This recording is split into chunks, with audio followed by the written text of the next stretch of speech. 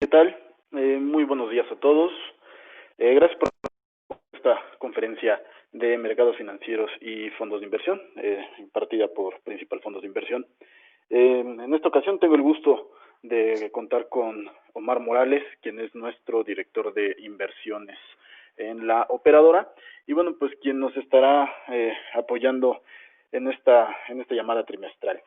Estaremos viendo en esta dinámica un panel de preguntas, algunas inquietudes generales que hemos detectado con nuestros clientes, nuestros socios comerciales, y bueno, pues queremos que Omar nos vaya guiando con la visión que tiene nuestro equipo de inversiones, de gestión de activos en el entorno en el que estamos, ¿no?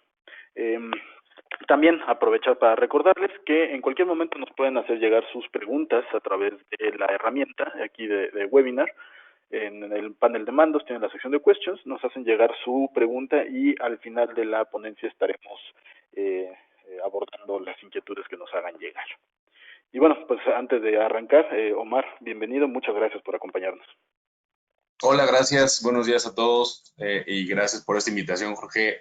Es el evento trimestral y la verdad es que interesante porque se terminaron los primeros 6 meses de un año bastante atípico, ¿no? Entonces creo que hacer una recapitulación de lo que ha pasado en estos 6 meses y las expectativas que tenemos para los siguientes 6 meses creo que es bastante relevante en términos del entorno actual. Sí, correcto, coincido contigo. Y mira, acabas de tocar este punto y de hecho creo que sería el tema con el cual podríamos estar iniciando, ¿no?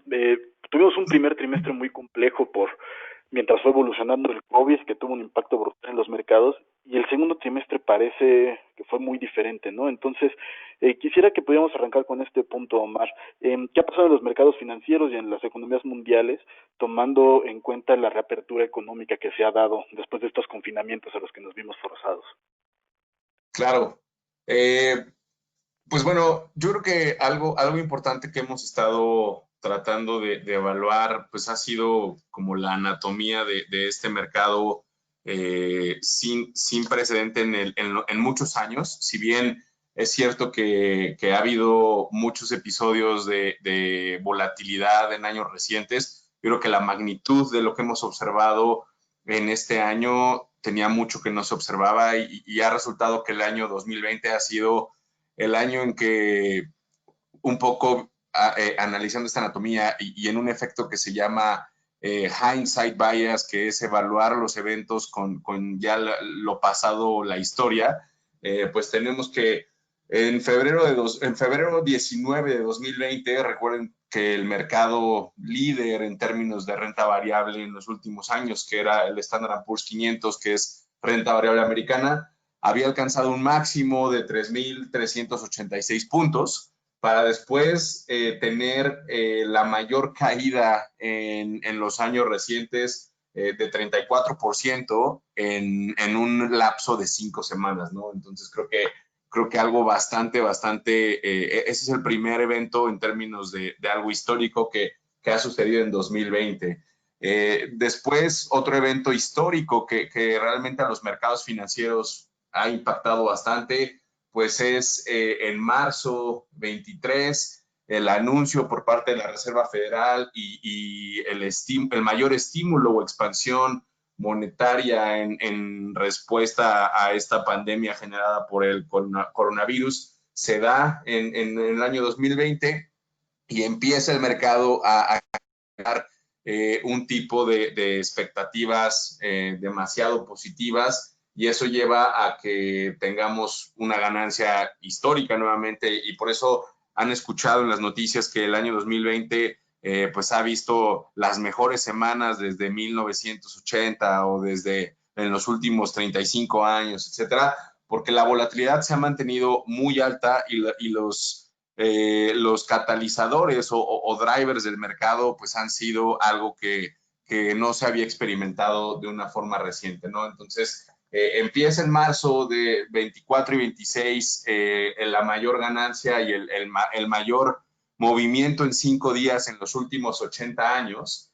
Y el 8 de junio, pues ya estábamos desde los mínimos que vimos en términos de los niveles de acciones o de índice en el Standard & Poor's, ya estábamos 45% arriba de esos mínimos, ¿no? Entonces, el mercado en términos de días estar subiendo, pues había estado subiendo los últimos 53 días entre marzo y junio, y en esos días pues se dieron precedentes muy, muy importantes, ¿no? Entonces, yo creo que el primer mensaje bien importante que hemos estado viendo es que es muy costoso para todos los participantes del mercado haberse perdido estos días tan positivos que hemos visto en términos del 2020 en la historia de los mercados financieros y que al final pudo haber sido un episodio bastante complicado de lograrlo porque mucha gente y muchos participantes en el mercado financiero pues realmente estaban expuestos a la alta incertidumbre y es lo que ha prevalecido en este año en términos de las decisiones de inversión. Y pues sí hubieron muchas decisiones de portafolios de inversión que vamos a tocar un poco más adelante en términos del rebalanceo, que ha sido muy costoso para la mayoría de los participantes, ¿no? ¿Cómo hemos afrontado nosotros ese escenario? Pues nosotros realmente lo que siempre hemos estado analizando en términos de incertidumbre es que el mundo está combatiendo esta pandemia que no se había observado en más de 100 años y una contracción económica bastante grande en los últimos 80 años, pero el mercado financiero pues siempre trata de adelantarse y siempre trata de estar incorporando noticias como las del estímulo de la Reserva Federal y los estímulos fiscales, ¿no?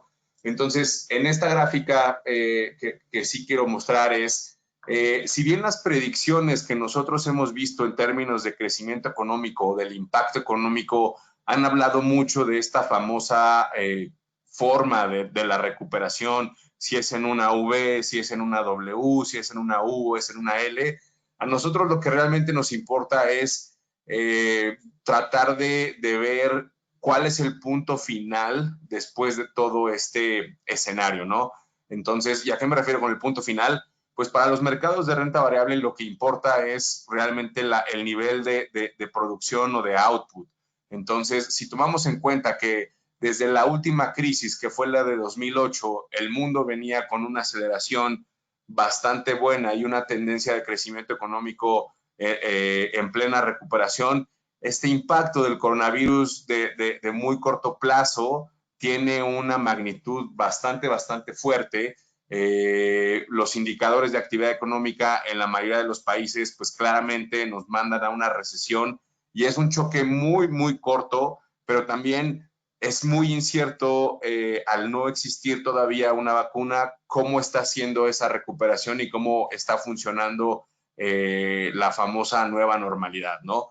Para nosotros lo que más nos importa en términos de estadística y en términos de pronóstico es esta línea morada que ustedes ven en la presentación, cómo se va a llegar a los niveles finales de producción. Lo que podemos ver aquí es que a pesar de toda esa cantidad de estímulo tan fuerte por parte de los bancos centrales y de los diferentes países, pues vemos, nosotros estamos estimando que el nivel de actividad económica va a estar ligeramente por encima de lo que veníamos observando en la tendencia de la recuperación después de la gran crisis financiera de 2008, ¿no? Yo creo que ese pronóstico, la verdad es que hemos estado muy reservados en el optimismo que ponemos en ese pronóstico, porque sabemos que hay muchas condiciones inciertas o muchas condiciones que se tienen que cumplir en el mercado para alcanzar ese pronóstico.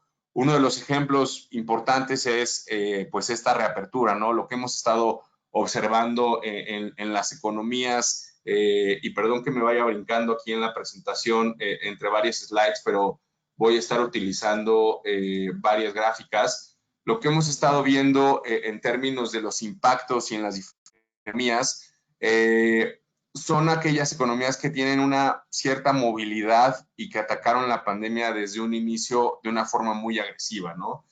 Podemos ver economías asiáticas en esta gráfica, en donde el impacto que ellos esperan en términos de crecimiento es menor, dado que tanto la curva de contagios como las medidas que se adoptaron en términos de los cierres o los famosos lockdowns fueron muy agresivas, duraron cerca de un mes y la reapertura ha sido bastante controlada y se siguen implementando medidas de confinamiento para los visitantes, para si llega a existir algún otro brote, etcétera, etcétera, ¿no? Lamentablemente, las economías que hemos visto, y esto pues está en las noticias en todos lados, que no tomaron las medidas de precaución en los primeros casos o en esos modelos predictivos de aceleración de contagios, pues son las que han sido más afectadas, ¿no? Vemos economías en Europa, economías en Latinoamérica y economías con vulnerabilidad un poco más estructurales en términos económicos y en términos poblacionales, que son las que están teniendo mayores impactos en tanto en retornos, que son los que miden esas expectativas por parte de los inversionistas en crecimiento, en inversión y en otros indicadores que nosotros vemos como oportunidades de inversión, pero también en el sentimiento y en el optimismo de los diferentes inversionistas y jugadores de capital en el mundo. ¿Qué está pasando con la reapertura? Y aquí lo que vemos es una gráfica en términos de cómo se está dando la reapertura en las diferentes economías y se vuelve a presentar un factor bien interesante, ¿no? Economías con mayor movilidad en términos de avances tecnológicos o de la integración vertical de algunas de las industrias productivas son las que están en el cuadrante superior derecho, economías asiáticas o economías exitosas que se pueden considerar desarrolladas, como Nueva Zelanda, que impuso medidas bastante agresivas para controlar y hoy en día es el primer país que se declara pues prácticamente libre de coronavirus, ¿no?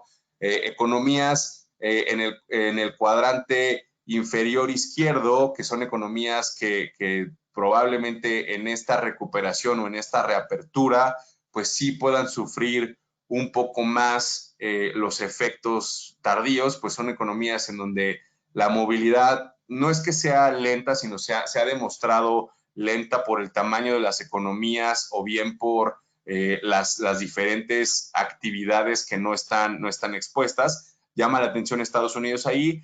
No es una economía que tenga ni baja recuperación ni poca movilidad. Sin embargo, el impacto que ha tenido condiciones geopolíticas o políticas internas en Estados Unidos ha demostrado que Estados Unidos no pueda pasar al cuadrante superior derecho con una mayor aceleración en términos de movilidad y mayor recuperación.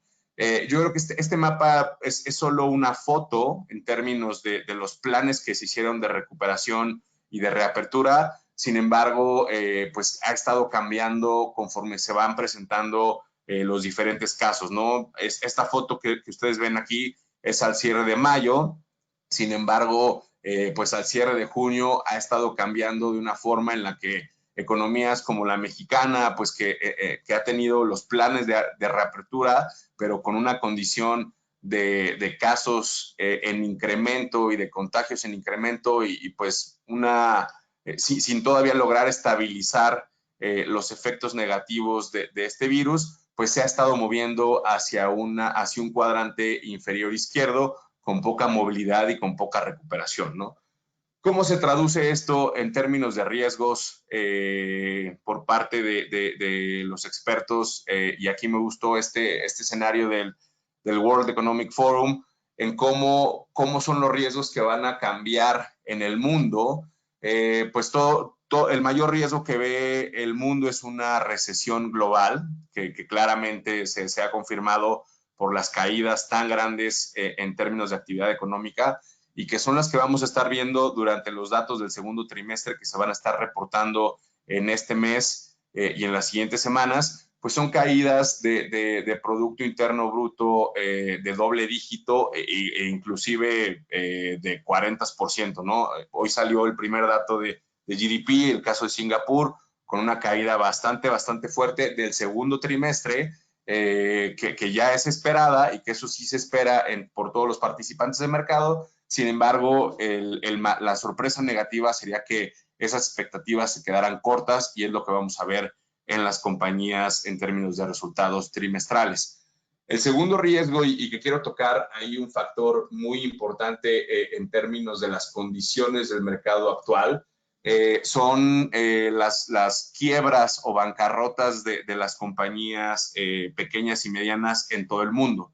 Yo creo que algo que demostró esta pandemia es, en términos de los sistemas de las economías en el mundo, pues son fracturas en algunas de las cadenas productivas y de las compañías que no han estado utilizando los recursos de una forma eficiente, ¿no? O si bien que no han estado solo utilizando los recursos de una forma eficiente, que han tenido cambios en los modelos de negocio y que estos impactos, al no tener una innovación constante, pues creo que es lo que ha demostrado que las compañías no logran sobrevivir a choques tan fuertes en actividad económica, ¿no?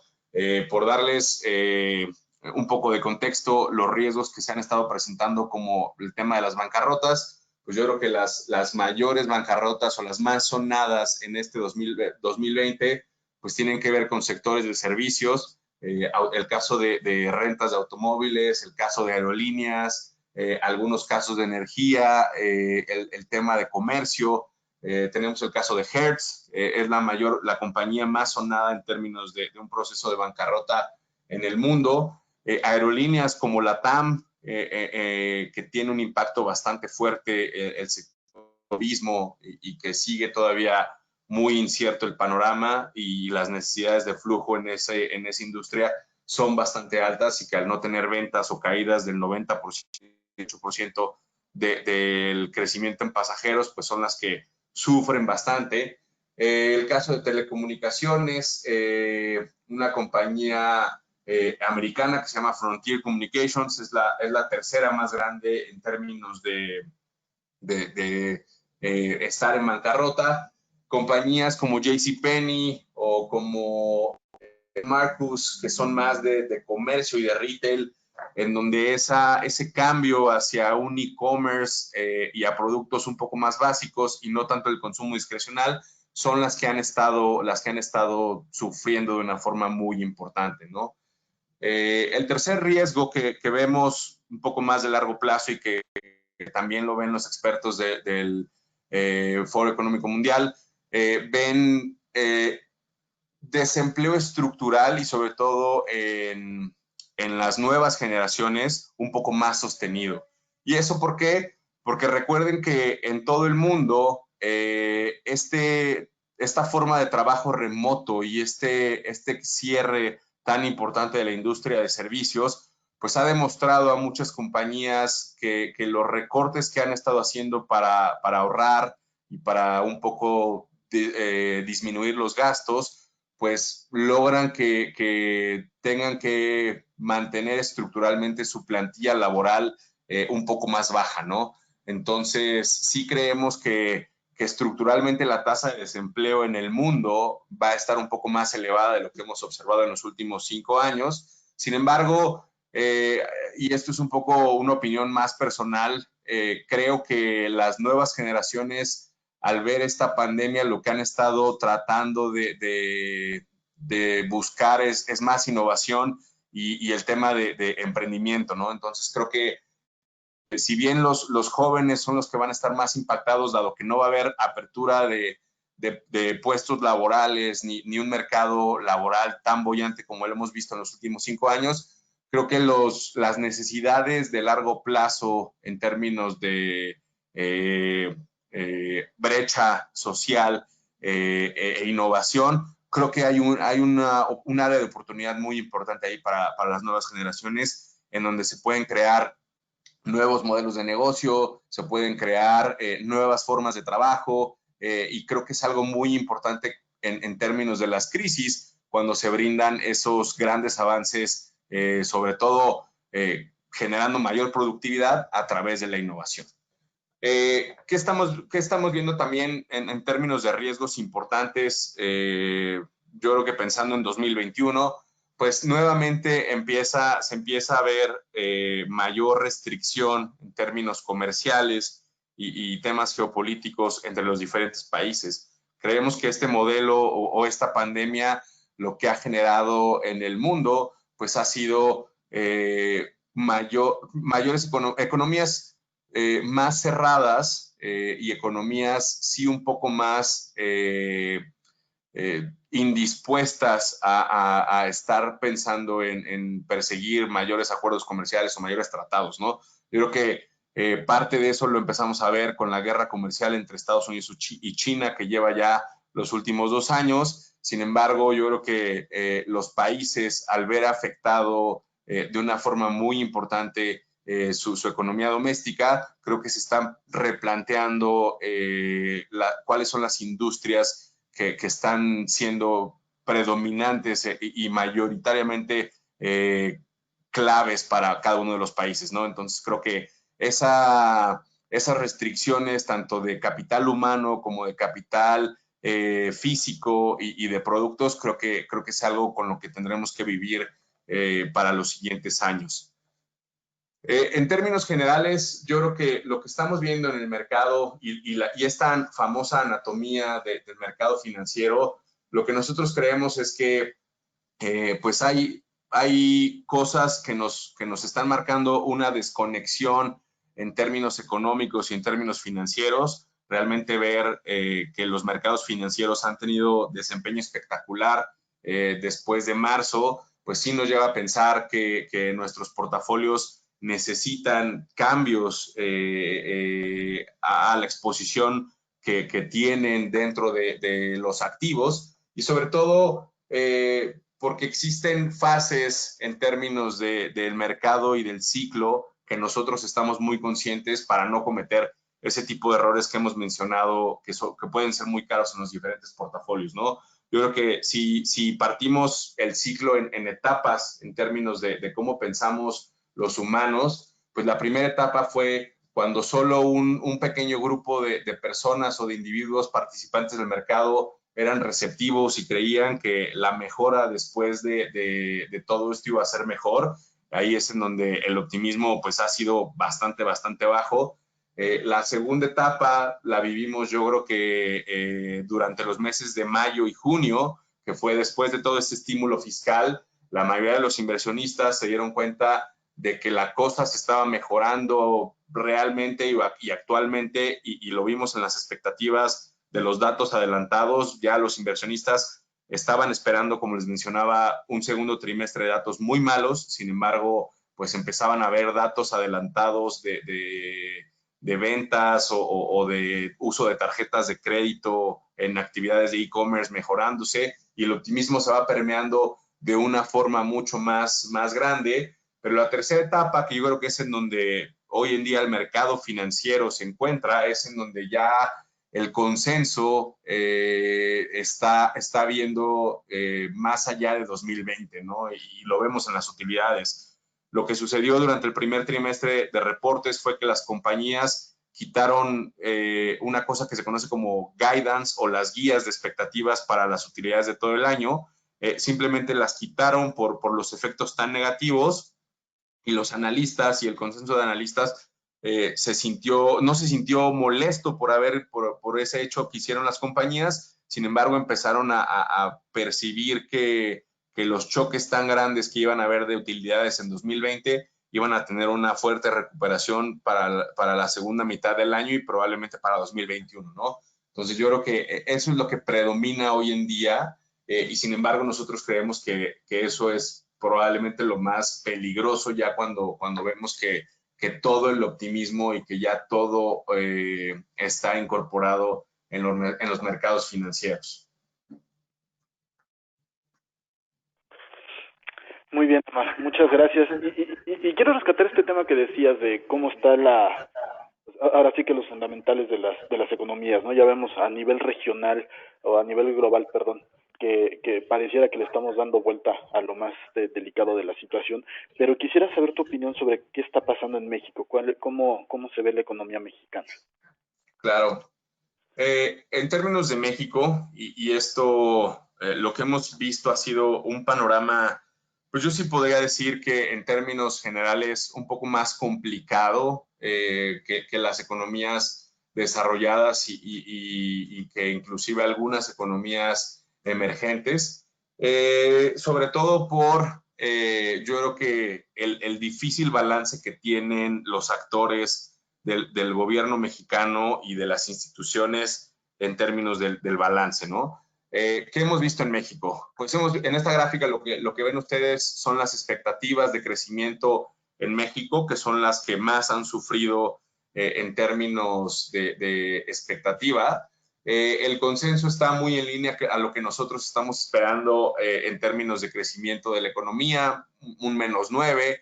Hay economistas que creen que va a ser menor y eso que les lleva a pensar que las diferentes decisiones políticas y monetarias se han estado haciendo de una forma prudente, pero que se necesita más. Yo creo que lo que les mencionaba de la dificultad del balance se ve reflejado en esa cantidad de estímulo. México, en términos de la respuesta a esta pandemia, destinó menos del 1% del PIB en términos de estímulo fiscal.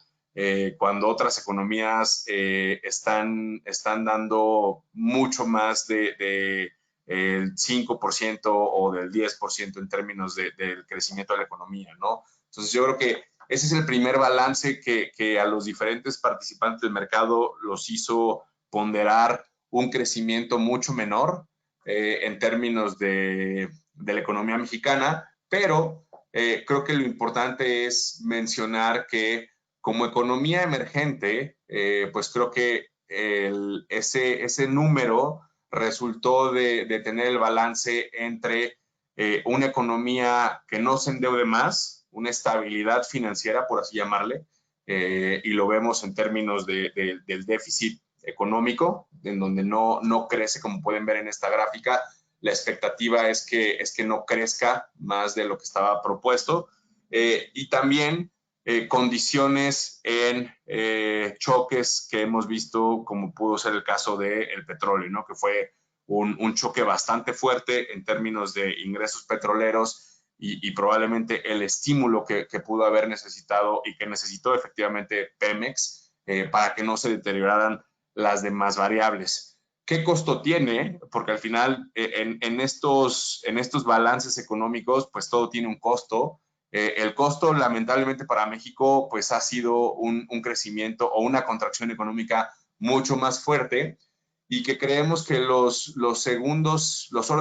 impactos de segundo orden, pues básicamente los vamos a estar viendo en el sector privado, ¿no? Como pueden ver aquí, la creación de empleo es la que también tiene un choque bastante fuerte y es algo que hemos estado viendo en términos de esta desaceleración, esta recesión económica en México. Pues vemos un mercado laboral bastante complicado en el sector formal. Sin embargo, en webinars anteriores, lo que hemos destacado aquí es que la economía mexicana con un 60% de participación informal, pues sí llega a tener algo de flexibilidad en términos económicos. Sin embargo, pues no necesariamente es la mayor productividad, ¿no? Entonces creo que ese es un factor también bien importante. ¿Qué es lo que hemos estado viendo que se ha seguido deteriorando y que nos preocupa en términos de la actividad económica? Es la inversión. O sea, nosotros hemos estado viendo que la inversión ha estado cayendo y ha tenido una tendencia decreciente desde 2017. Y no vemos ese estabilizador por parte de la inversión pública. O sea, realmente creemos que cuando la inversión privada normalmente cae, el efecto estabilizador o la política contracíclica normalmente suele venir de la inversión pública. Sin embargo, esta caída sistemática, tanto de la inversión privada como la inversión pública, pues lo que nos está haciendo pensar es que el crecimiento potencial de México, que se estimaba pues antes de las reformas y antes de todo este efecto, en torno al 4 o 3,5%, pues realmente nos pone un escenario un poco más complicado, en donde probablemente tengamos crecimientos en torno al 2% entre el periodo de 2022 y 2024, ¿no? Entonces sí creemos que este efecto de no revertirse en términos de la inversión o el aumento en la productividad, creemos que puede ser algo que sí complique el panorama de crecimiento económico para México, y eso pues tiene efectos negativos en términos de los activos de riesgo o principalmente la inversión o los retornos potenciales de las compañías listadas en bolsa. Ahora, no quiere decir que van a ser malos rendimientos, porque yo creo que la disrupción que vimos en las empresas en algunos sectores después de marzo con toda esta caída, pues fue bastante grande, y lo que vimos fue áreas de oportunidad y también varios descuentos que vamos a tocar un poco más adelante. ¿Qué le ha estado ayudando a México y qué es lo que nosotros creemos que va a seguir siendo un factor importante? Es la baja de la tasa de interés. En esta gráfica pueden ver hoy en día México, dentro de los mercados emergentes, sigue siendo atractivo en términos de tasa de interés de referencia en diferentes economías emergentes, y sigue atrayendo capital para invertir hoy en día en México al tener una tasa de interés real tan alta. Economías que se comparaban dentro de Latinoamérica como México, Brasil, pues hoy en día una tasa, un spread y una tasa muy baja comparada a México, sin tener grado de inversión. Es importante mencionar que México tiene todavía el grado de inversión y que Brasil no lo ha recuperado después de que lo perdió. China también con una tasa bastante baja, Sudáfrica con una tasa también bastante negativa, y es lo que ha estado ayudando a que México pues siga teniendo esos flujos de capital de una forma sí mucho menor, y lo vamos a ver en una gráfica un poco más adelante, pero que siga siendo que todavía sea una alternativa dentro de las inversiones de los países emergentes. Esto es lo que les mencionaba, que monitoreamos nosotros de actividad económica y el impacto en la economía mexicana, por eso lo vemos tan grande. Vemos la movilidad en México pues poco a poco recuperarse, y que el impacto que tuvo lo atribuimos al sector formal. Creemos que lamentablemente la estructura entre este balance entre economía formal e informal que les mencionaba en México, pues no hubo segmentos de la población que nunca pararon de trabajar y que han sido los más vulnerables en términos de esta pandemia y de los efectos que ha causado, pero por necesidad pues nunca pudieron parar o nunca pudieron hacer el tema de trabajar desde casa, ¿no? Entonces creo que es lo que vemos en nosotros en estos datos, y que sin embargo pues son lamentablemente los datos que han sido mucho más duros en términos de contagios o de decesos. La balanza comercial de México, una importante contracción. Sin embargo, vemos que la ventaja que ha tenido México dentro de Latinoamérica con los diferentes países y sobre todo Estados Unidos, y es una de las cosas positivas que vemos, podría mantenerse. O sea, cuando analizamos la balanza comercial en México, pues seguimos viendo exportaciones agropecuarias de una forma muy importante en México. Vemos el caso del aguacate, de lo que se conoce como berries, que tiene fresas, frambuesas, etcétera. E inclusive del tequila, pues vemos datos de exportaciones bastante fuertes. Sin embargo, los mayores contribuidores pues tienen que ver con la actividad industrial, ¿no? El sector de autos, un sector bastante impactado, pero de igual forma algunos otros bienes que son los más importantes en términos de la actividad económica e industrial en México, pues son los que han tenido ese impacto de una forma bastante considerable. ¿Qué creemos que va a pasar en este sentido? Pues hoy en día creemos que la entrada en vigor del TEMEC pues sí ayuda en alguna forma a que la integración de las cadenas productivas, sobre todo industriales, entre México y Estados Unidos, ayuden a reactivar esta industria, pero con riesgos, sobre todo por el tema electoral en Estados Unidos, ¿no? Si creemos que nuevamente en noviembre esta incertidumbre política en Estados Unidos, que hoy en día está entre 50-50 a que gane el presidente actual, Donald Trump o Biden, pues sí creemos que puede tener un poco más de presiones en este acuerdo comercial, sobre todo en la parte laboral.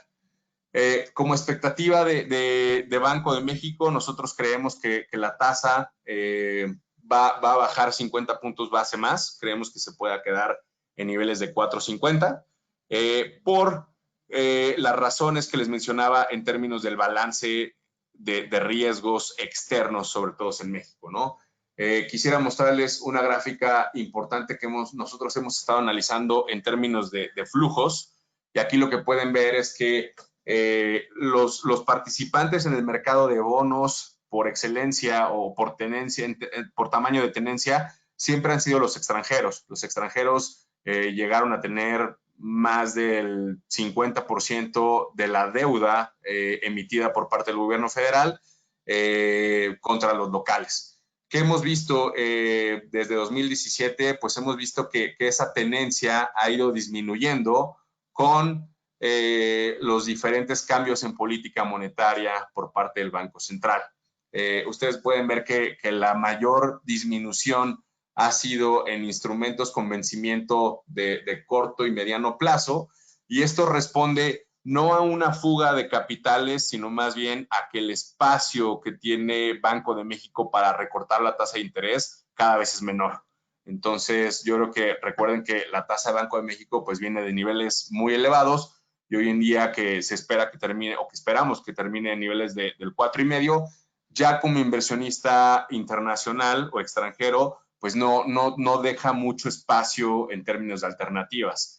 Algo que es importante monitorear y que sí preocuparía en términos de otros riesgos, como puede ser una baja de calificación nuevamente, y sobre todo que ponga en riesgo la expectativa de grado de inversión de México, pues sería ver flujos de salida en instrumentos de mayor largo plazo.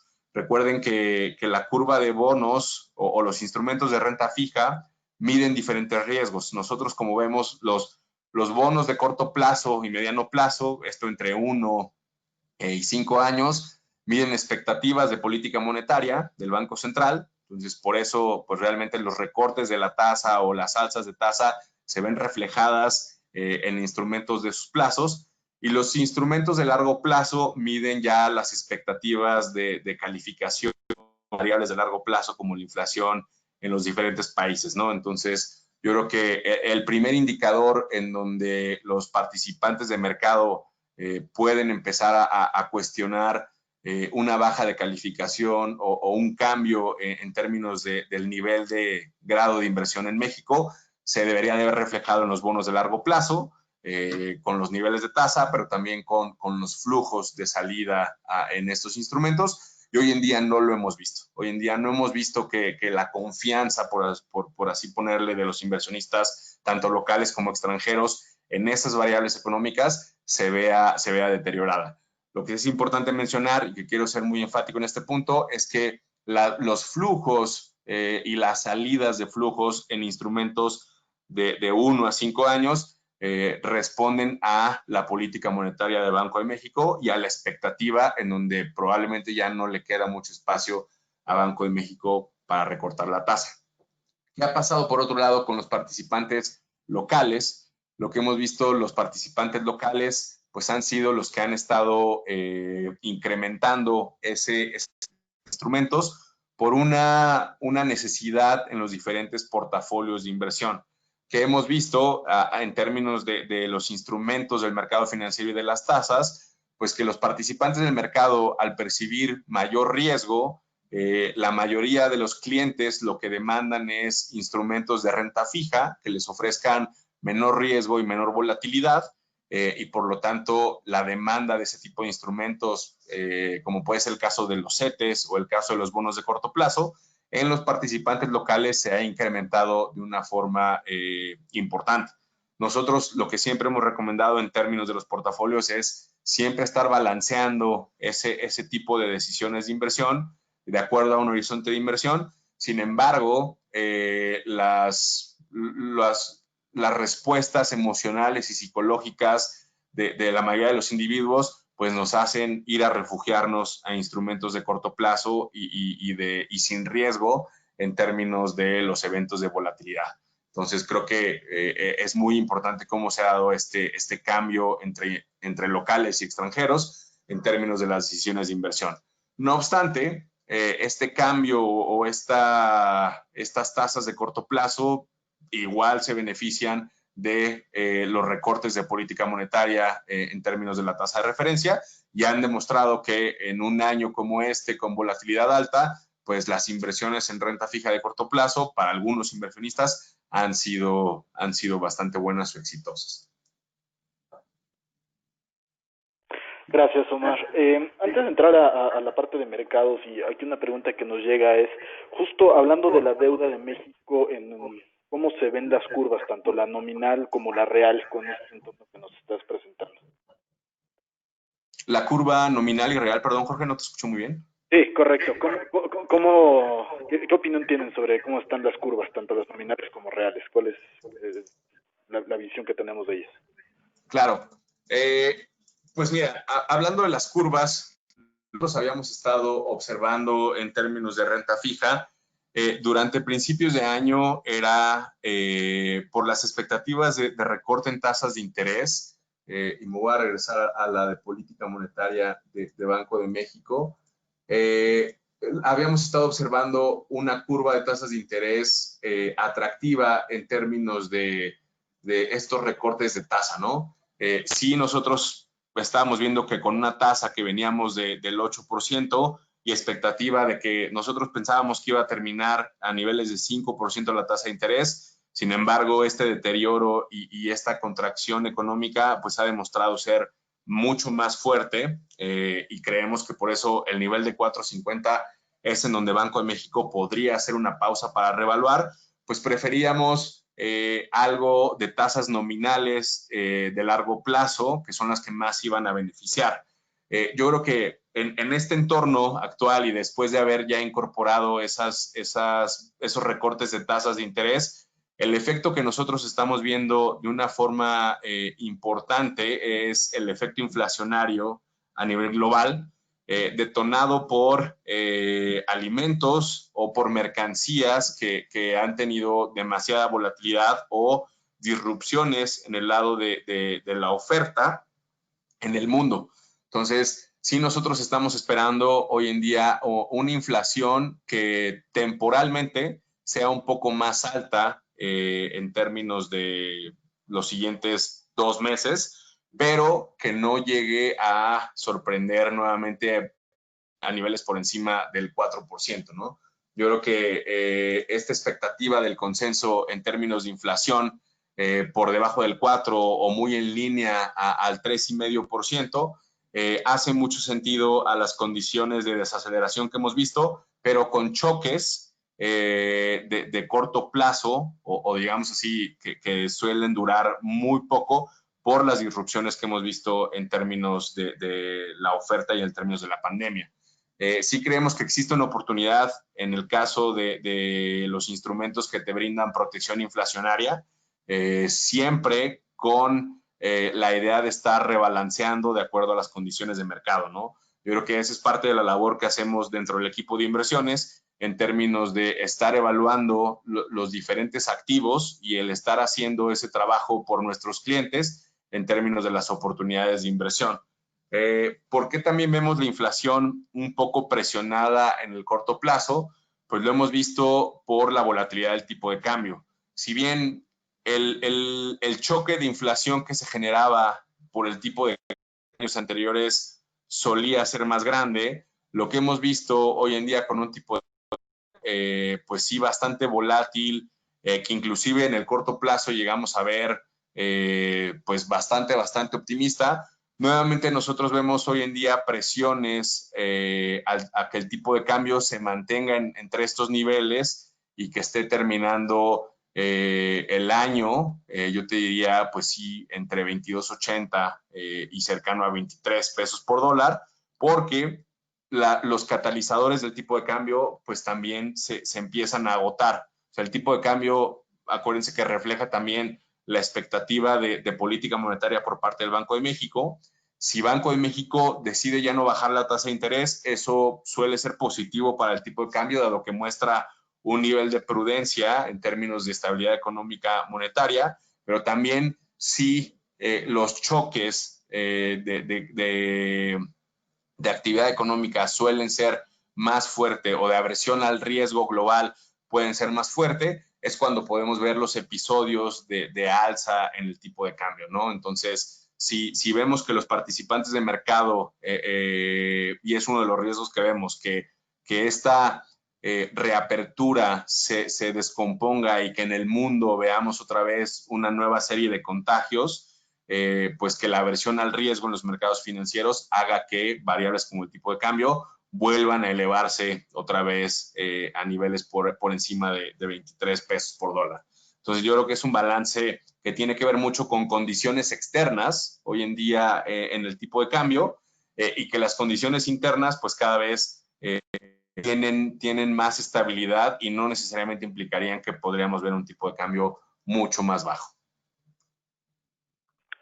Gracias, Omar. Entendiendo el tema todo esto que se ha vivido de la volatilidad en los mercados, la parálisis económica que se ha visto, tuvo su impacto en las empresas, ¿no? Y en el perfil de crédito de las compañías.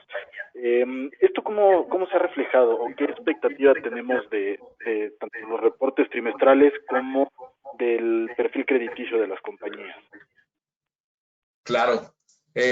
Pues bueno, lo que nosotros estamos esperando, o bueno, hablando un poco de volatilidad en México y del mercado financiero en México, la verdad es que en México lo que hemos observado en términos anuales ha sido un episodio de 2020 de volatilidad que no veíamos en los últimos 10 años, ¿no?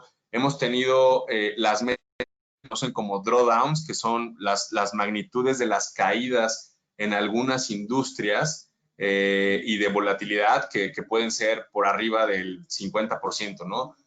Por darles un poquito más de contexto, la industria que más ha tenido el impacto y con volatilidad cercana al 70% en términos anuales, pues es la de aerolíneas, pero también hemos visto consumo discrecional, lo que se conoce como conglomerados o que son industrias integradas, así como financieras e industrias de materiales o cementos, han tenido volatilidades anualizadas entre 45 y 5% y retornos anualizados entre menos 50 y menos 78, ¿no?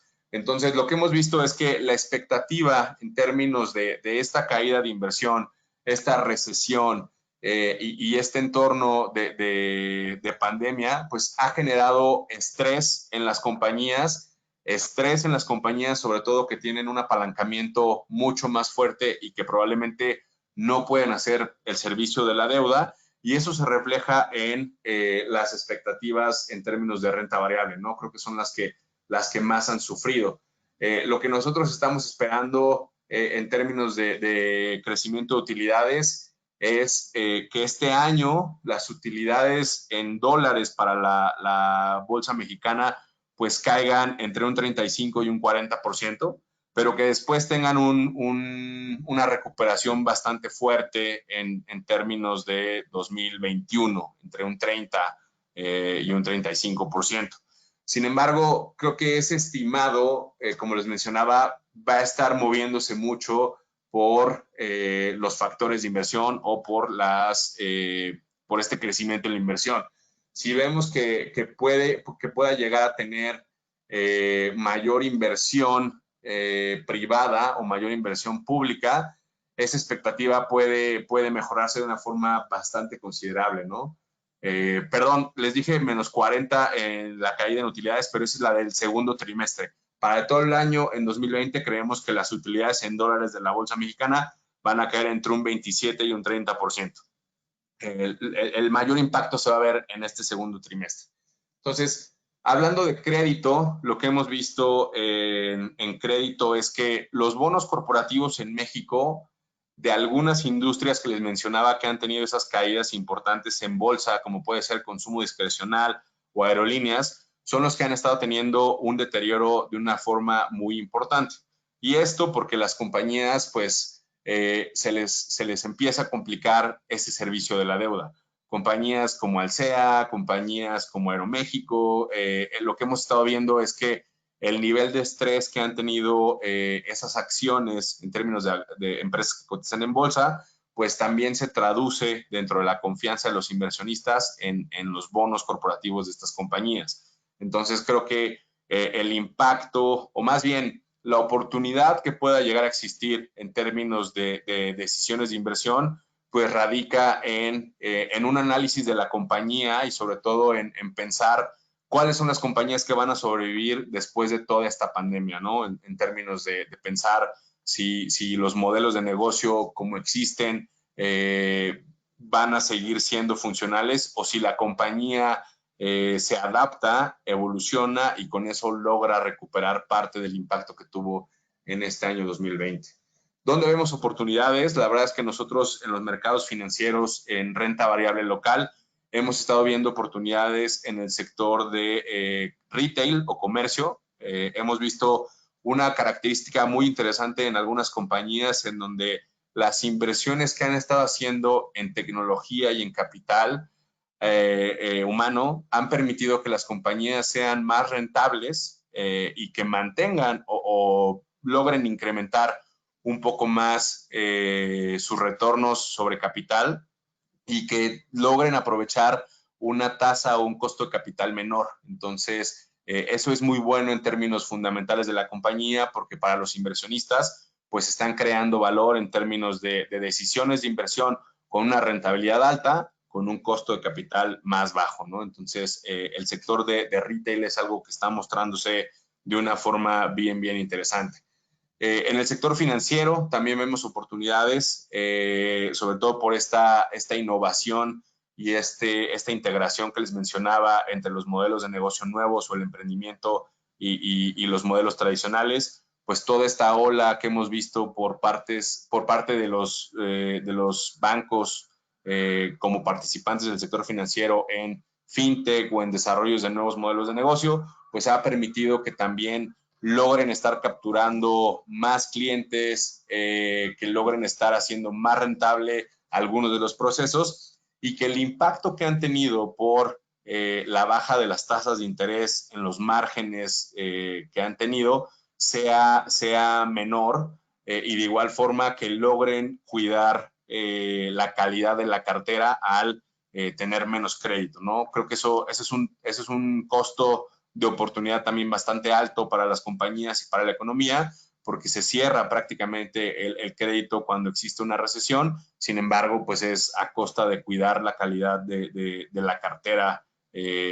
como institución, ¿no? Entonces, creo que ahí también hay oportunidades, sobre todo cuando se compara en un contexto global algunas de las empresas mexicanas, lo que puede existir pensando en 2020, segunda mitad, 2021.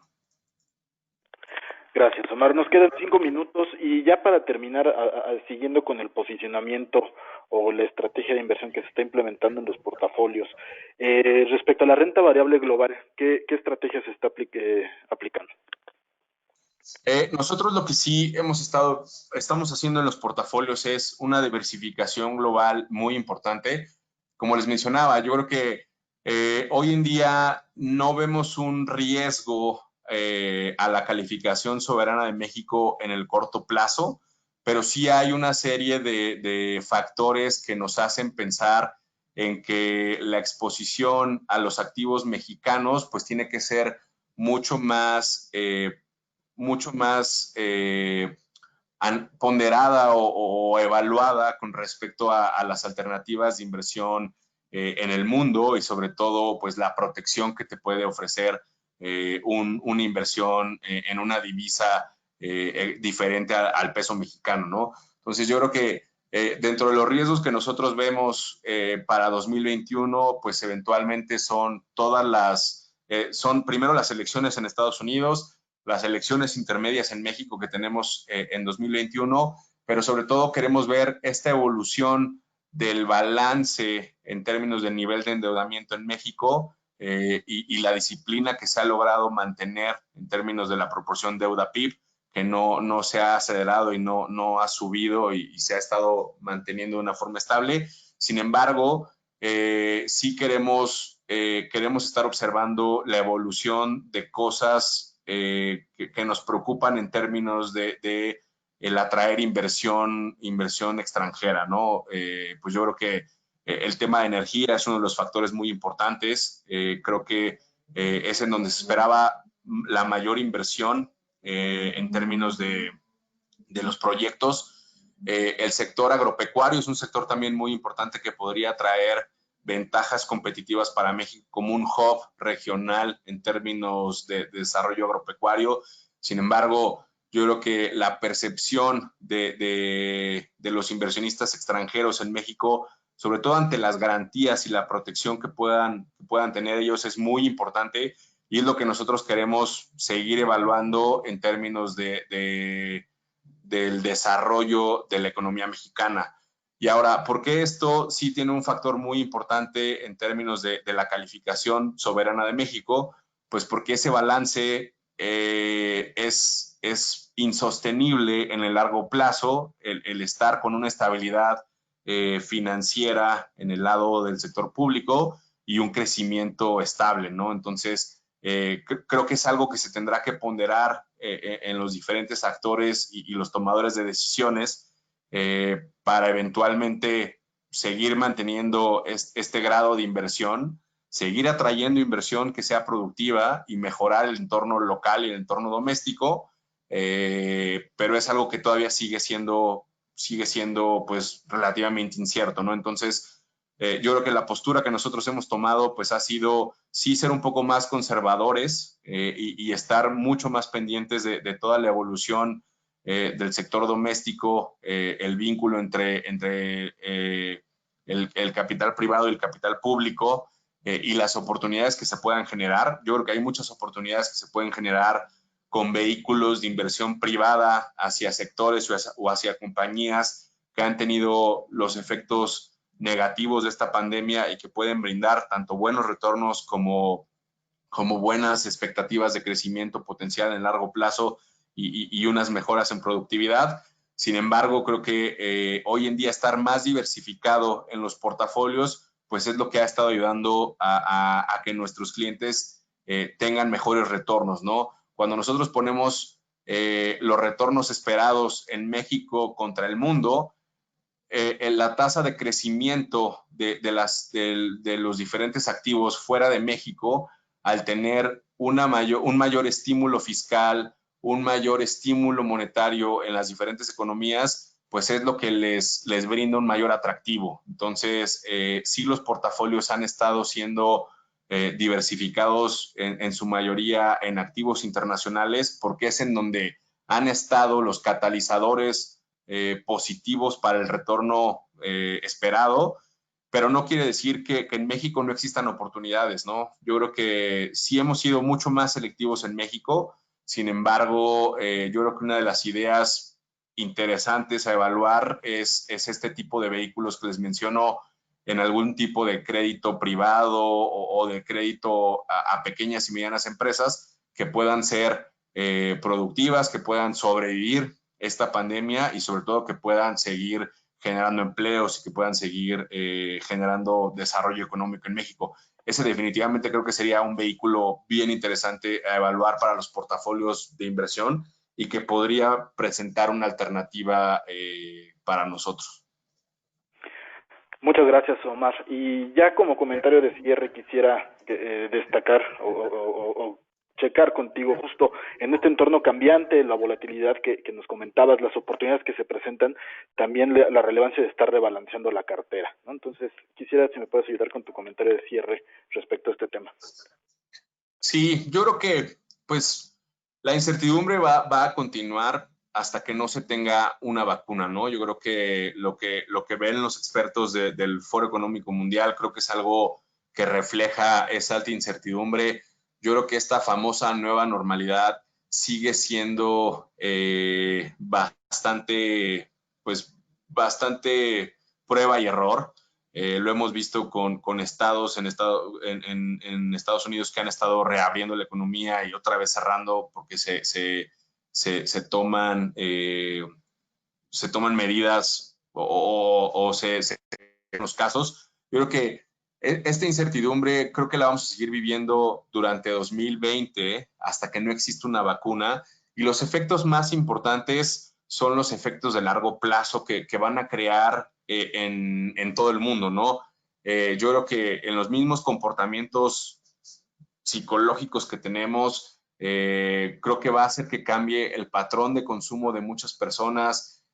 Nosotros mismos, pues hoy en día hemos tenido o hemos empujado esta idea de hacer inversiones más responsables o con ese enfoque a sustentabilidad, y no necesariamente algo que sea ambiental, pero sí de mejor calidad, ¿no? Que sea algo con gobernabilidad, sustentabilidad, esa inversión de impacto que sea en el largo plazo, que creemos que es lo que va a estar como una tendencia después de esta pandemia por todos los efectos que hemos visto en la economía, ¿no? Yo creo que nuestra labor como inversionistas es más bien esa en términos de se llama accountability para las diferentes empresas, en términos de sí una rentabilidad alta o razonable, pero también qué impacto estamos haciendo con ese capital que nosotros estamos poniendo en las diferentes compañías.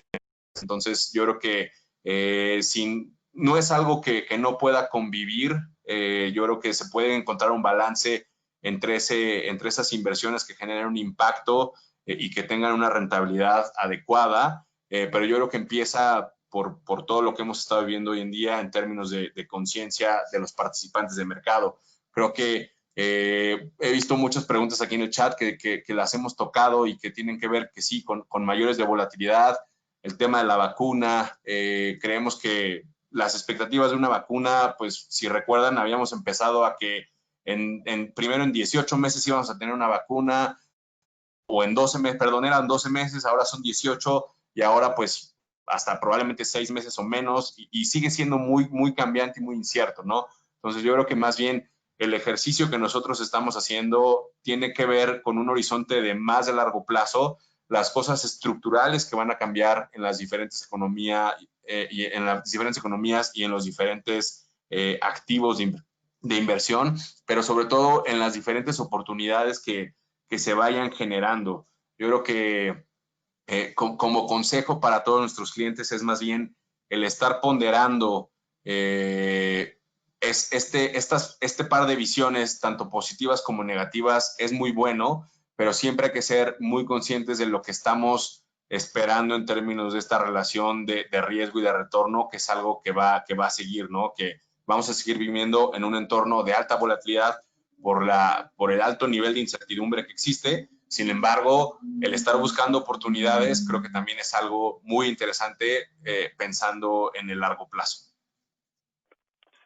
Omar, muchas gracias por acompañarnos en esta llamada. Y bueno, pues a todos los asistentes también agradecerles que nos hayan acompañado. Si tienen algunas dudas o quieren abundar en algún tema, les recomendamos que se acerquen con sus contactos comerciales. Omar, nuevamente te agradezco y muchas gracias por la plática.